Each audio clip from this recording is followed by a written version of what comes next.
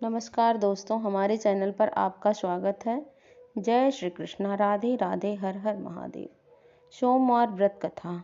भगवान शंकर को प्रसन्न करने के लिए किसी भी तरह के खास विशेष पूजन की आवश्यकता नहीं होती, क्योंकि कहा जाता है कि वह तो भोले हैं और भक्त की मन से की गई क्षणिक मात्र की भक्ति से भी प्रसन्न हो जाते हैं। अगर आप भी शिव जी की भक्ति और कृपा पाने के लिए सोमवार का व्रत करते हैं तो इस कथा से भोलेनाथ को प्रसन्न कर सकते हैं। तो आइए बड़े ही प्रसन्न मन से सोमवार की कथा का श्रवण करते हैं। एक बार किसी नगर में एक साहूकार रहता था। उसके घर में धन की कोई कमी नहीं थी, लेकिन कोई संतान न होने के कारण वह बहुत दुखी रहता था। संतान प्राप्ति के लिए वह हर सोमवार को व्रत रखता और पूरी श्रद्धा के साथ शिव मंदिर जाकर भगवान शिव और माता पार्वती की पूजा करता था। उसकी भक्ति देखकर एक दिन माँ पार्वती प्रसन्न होकर भगवान शिव से कहने लगी, उसकी मनोकामना पूर्ण करने का निवेदन करने लगी। पार्वती जी के आग्रह करने पर भगवान शिव ने कहा, हे पार्वती, इस संसार में हर प्राणी को उसके कर्मों का फल मिलता है और जिसके भाग्य में जो कुछ रहता है उसे भोगना ही पड़ता है।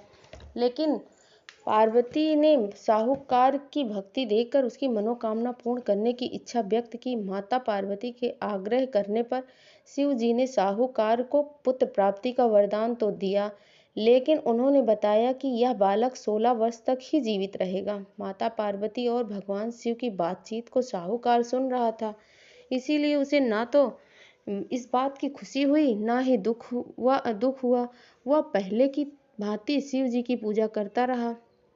कुछ समय के बाद साहूकार की पत्नी ने एक पुत्र को जन्म दिया।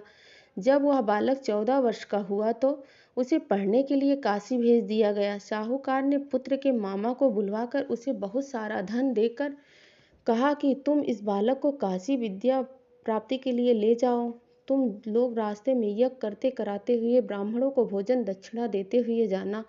दोनों मामा भांजे इसी तरह यज्ञ करवाते, ब्राह्मणों को दान दक्षिणा देते काशी नगरी से निकल पड़े। इस दौरान रात में एक नगर पड़ा, जहाँ नगर के राजा की कन्या का विवाह हो रहा था।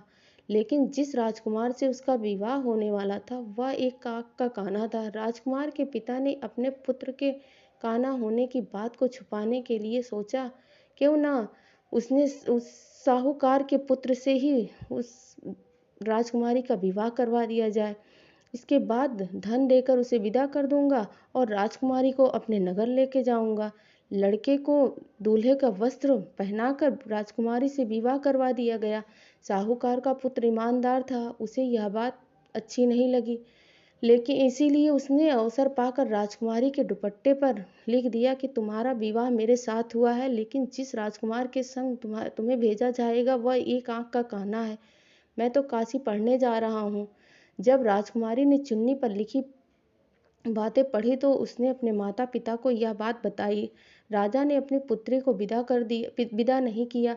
फिर बारात वापस चली गई। दूसरी ओर साहूकार का लड़का, उसका मामा काशी पहुंचे और वहां जाकर उन्होंने यज्ञ किया। जिस दिन लड़का 16 वर्ष का हुआ उस दिन भी यज्ञ का आयोजन था। लड़के ने अपने मामा से कहा कि मेरी तबीयत कुछ ठीक नहीं लग रही है। मामा ने कहा कि तुम अंदर जाकर आराम कर लो। शिव जी के वरदान अनुसार कुछ ही देर में उस बालक के प्राण निकल गए। मृत भांजे को देखकर उसके मामा ने विलाप करना शुरू कर दिया। संयोगवश उसी समय शिव जी और माता पार्वती उधर से जा रहे थे। पार्वती माता ने भोलेनाथ से कहा, स्वामी, मुझे इसके रोने के स्वर सहन नहीं हो रहा है, आप इस व्यक्ति के कष्ट को दूर अवश्य करें। जब शिव जी मृत बालक के समीप गए तो वह बोले कि यह तो उसी साहूकार का पुत्र है जिसे मैंने 16 वर्ष की आयु का वरदान दिया था। अब इसकी आयु पूरी हो चुकी है।